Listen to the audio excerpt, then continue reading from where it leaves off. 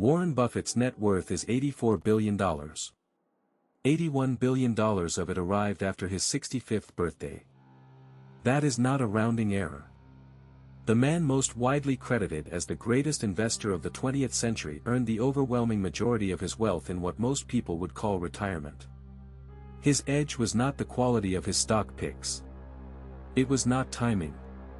What he possessed, and what cognitive neuroscience now explains with uncomfortable precision, is the one asset your brain is structurally biased against accumulating.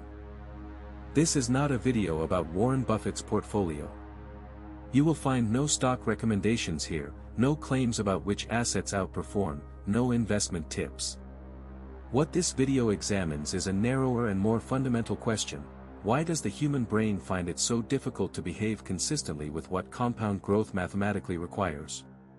Researchers in behavioral economics and cognitive neuroscience have spent decades mapping exactly how this gap forms, between what people understand intellectually about long-term accumulation and what they actually do when faced with the decision in real time. The answer involves a specific conflict inside the brain, documented in peer-reviewed literature, that existed long before financial markets did. Understanding it does not guarantee better decisions.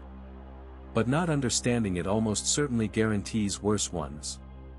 By the end of this video, you will understand the neural mechanism that makes compounding feel counterintuitive, not in abstract terms, but in terms of identifiable brain activity measured in laboratory conditions.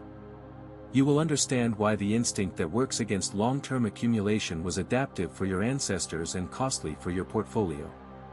And you will understand what the evidence suggests about closing that gap, not through motivation, but through design. We begin where the data is most striking. Warren Buffett began investing at age 11. He was a millionaire by 30.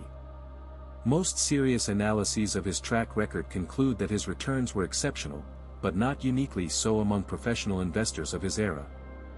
What was genuinely unusual was duration. He did not stop. And the mathematics of compounding rewards duration above nearly every other variable in the equation. This is where conventional thinking about wealth consistently breaks down. Most people conceptualize wealth creation as the result of a significant decision, the right investment at the right moment, the correctly identified asset class, the superior analysis of a company. Wealth, in this framing, is punctuated. It arrives in events.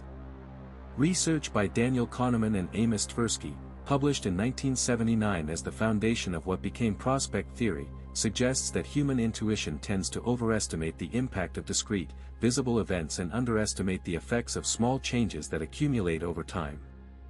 Their work, for which Kahneman later received the Nobel Prize in Economics, described in detail how people perceive gains and losses differently and how this asymmetry in perception produces systematically distorted judgments under uncertainty.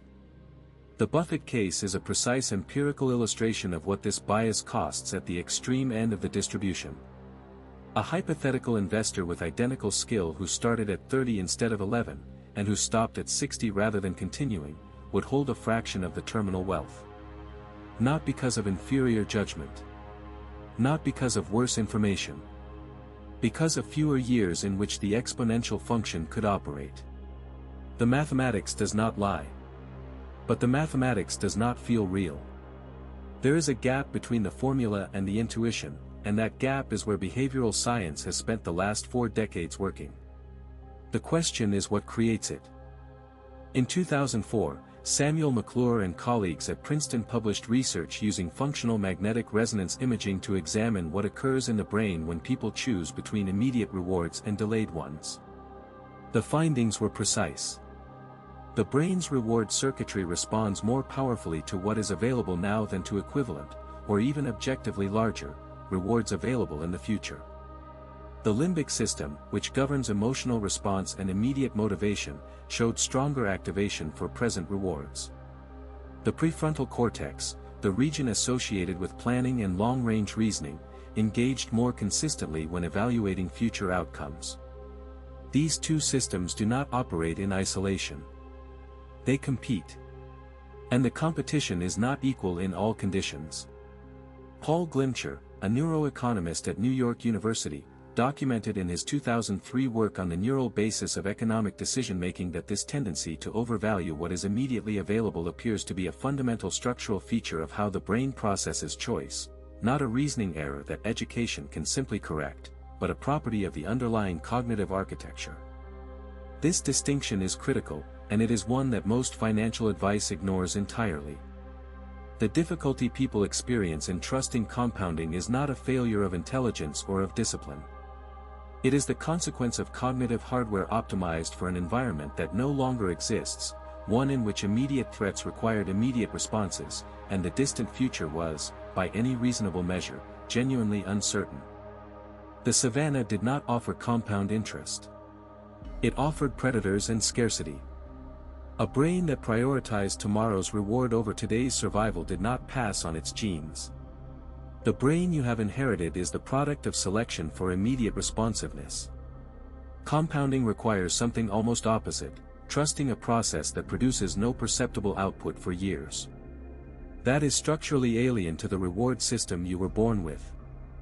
The formal term for this cognitive pattern is present bias, or, in its more technically precise formulation, hyperbolic discounting. David Laibson of Harvard examined the economic implications of hyperbolic discounting in a 1997 paper, finding that people systematically prioritize near-term outcomes in ways that consistently diverge from their own stated long-term preferences. The divergence is not random. It is predictable, directional, and costly. In practice, people report genuine intentions to save more for retirement, and do not follow through. They plan to invest consistently, and find reasons, often convincing-sounding reasons, to defer.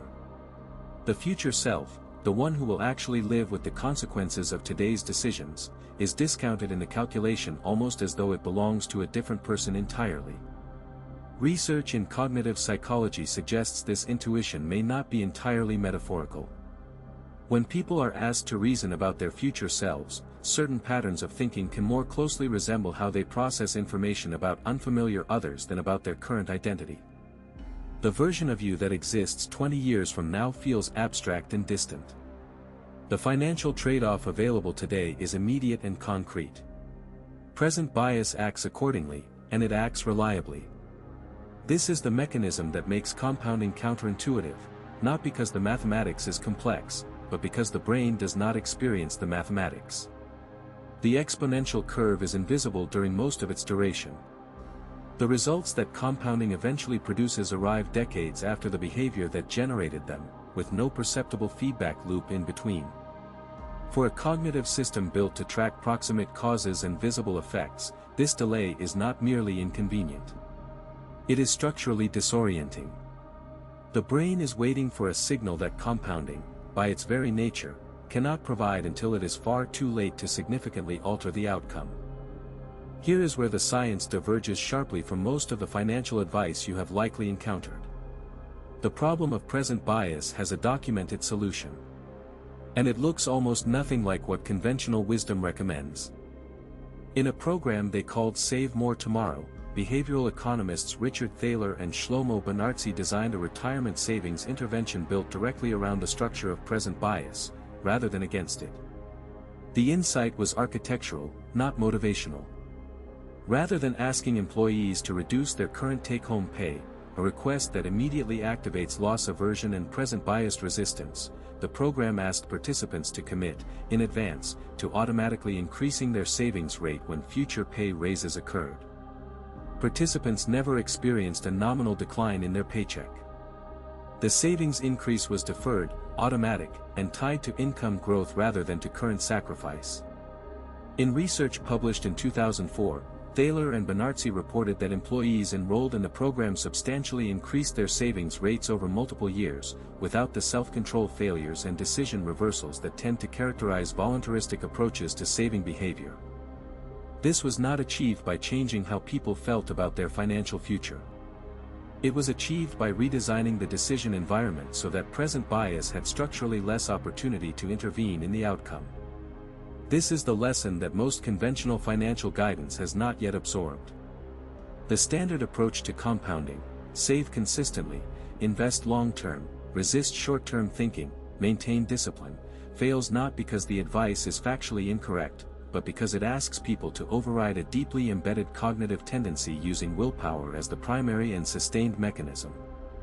Evidence across decades of psychology research consistently suggests that willpower is unreliable, depletes under cognitive load and stress, and recovers slowly. Automaticity is not subject to these constraints. Structure is not. The relevant question is therefore not how to motivate behavior that is consistent with compounding. The relevant question is how to design a system in which consistent behavior happens without requiring a deliberate decision each time the behavior is required. Philippa Lally and colleagues at University College London published research in 2009 on how habits form, finding that behaviors become automatic through consistent repetition over time, and that the timeline for this process is considerably longer and more variable than popular accounts typically suggest. The implication for compounding behavior is direct. The objective is not to identify an optimal strategy and execute it through sustained motivation. The objective is to identify a strategy that can repeat without requiring a fresh deliberate decision each time. When the core behavior is automated, present bias has nothing immediate to act upon. The decision has already been made. Anders Ericsson and colleagues, in their 1993 research on the acquisition of expert performance, found that high levels of skill emerge not from occasional intense effort but from consistent, structured repetition sustained over extended time horizons. The architecture of deliberate practice, regular, systematic, embedded in routine rather than dependent on motivational state, maps directly onto what behavioral economics suggests is necessary for compounding behavior to persist. 3 principles emerge from this body of evidence. First, automate the core behavior at the outset, removing it entirely from the domain of daily decision-making. Second, attach any planned increase in that behavior to future events rather than present sacrifice, the structural principle that Thaler and Benartzi operationalized in Save More Tomorrow.